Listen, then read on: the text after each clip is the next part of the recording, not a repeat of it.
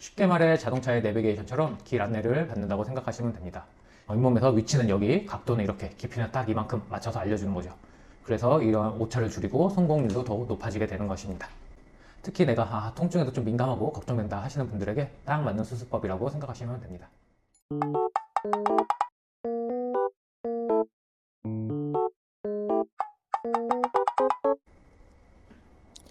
안녕하세요. 임플란티스트 장원장입니다.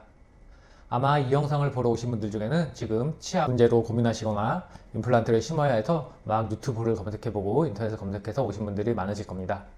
도대체 임플란트는 무엇일까? 그리고 또 내비게이션 임플란트는 뭐지? 이렇게 궁금한 점이 많으실 거라고 생각됩니다.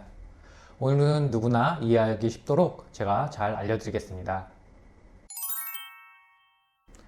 우선 임플란트를 설명하기 전에 예전에는 어떻게 치료하셨는지 한번 알려드리도록 하겠습니다. 예전에 이제 치아가 빠지게 되면은 그때는 치아를 양쪽을 깎아서 이런 브릿지라는 보초를 만듭니다. 그래서 치아를 이렇게 씌우면서 보초적으로 가짜 치아를 만들어서 해결하게 되죠. 이렇게 되면은 양옆의 치아가 멀쩡하더라도 치아를 깎게 되는 그런 일이 발생하는데요. 임플란트가 생기고 나서부터는 이제 이런 일이 확 줄게 됐습니다. 임플란트는 치아가 빠진 자리에, 그러니까 비어있는 잇몸뼈에 이런 인공치아 뿌리를 심고 그 위에 보초를 올리는 방식입니다. 이런 식으로 말이죠. 생긴 건 작고 단단한 나사처럼 생겼는데 이게 치조골과 잘 유착이 되면은 나중에 내 치아처럼 의식도 마음대로 씹을 수 있고 심지어 자연스럽게 보이는 치료 방법입니다. 쉽게 말해 잃어버린 치아를 다시 만들어주는 방법이라고 생각하시면 됩니다.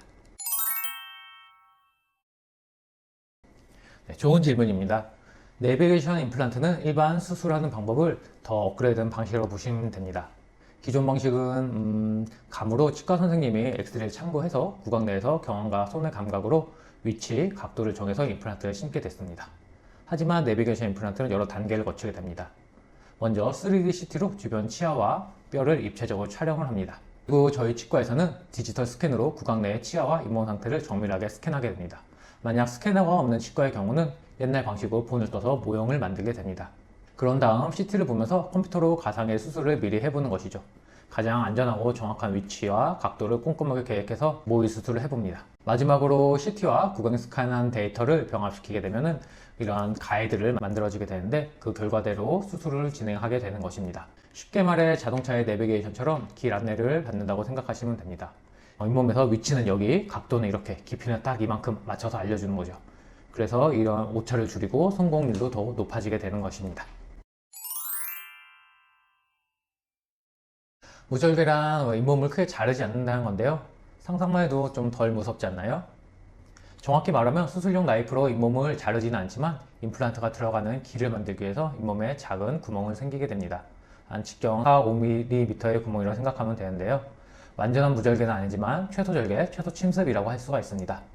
이 방식은 잇몸에 상처를 크게 내지 않고 아주 작은 구멍만 내서 임플란트를 심는 것이에요. 그러니까 일반 임플란트 수술과 비교해서 통증과 붓기가 덜하고 출혈도 적습니다. 이렇게 되면 회복이 빨라져서 일상으로 금방 돌아올 수 있다는 거죠. 특히 내가 통증에도 좀 민감하고 걱정된다 하시는 분들에게 딱 맞는 수술법이라고 생각하시면 됩니다.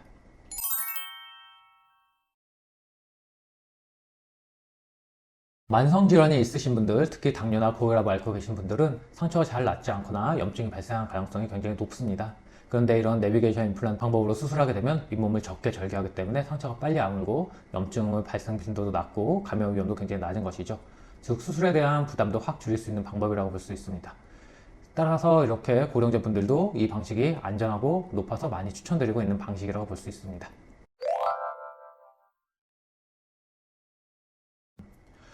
잇몸뼈가 약해지면 임플란트 못 심는다 이렇게 생각하시는 분들도 많으신데요. 내비게이션 임플란트의 경우에도 뼈 이식을 하면서 임플란트를 식립하실 수가 있습니다.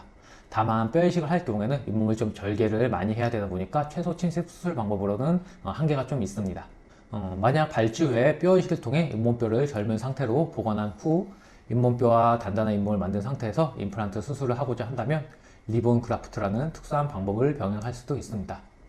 좋지 않은 치아를 발치만 하고 그대로 두었다가 나중에 임플란트 수술을 하면서 뼈 이식을 하는 것이 기존의 방식이라고 한다면 리본 그라프트는 발치 후에 염증 조직을 잘 제거하고 뼈가 흡수돼서 없는 곳에 치조골 이식을 한 다음에 그 위에 뚜껑을 살짝 덮어 보강압하고 치유를 기다리는 것입니다.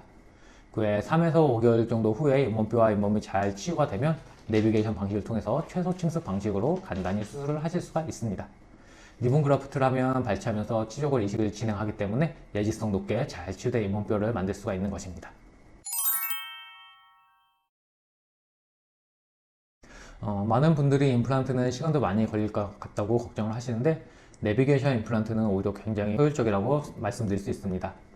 컴퓨터 분석을 통해 미리 계획을 다 세워놓고 가이드를 통해서 수술하기 때문에 일반적인 수술 시간도 굉장히 짧고 결과도 정밀하다고 볼 수 있습니다. 게다가 이런 방식은 임플란트를 정확한 위치에 식립하는 것이 가능하기 때문에 임플란트를 더욱더 오랫동안 튼튼하게 사용할 수 있는 방법입니다. 내비게이션 수술의 경우도 일반적인 수술과 같이 숫자가 익숙해지기까지 시간이 좀 걸리게 됩니다. 따라서 내비게이션 수술 경험이 많은 치과의사를 선택하시고 정밀한 진단 장비를 갖춘 치과를 고르셔야 합니다.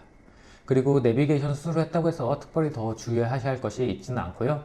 일반적인 임플란트 수술과 동일한 주의사항을 수술 전후에 상세히 알려드리게 됩니다. 그리고 꾸준한 관리와 정기적인 점검이 중요하다고 할 수가 있습니다.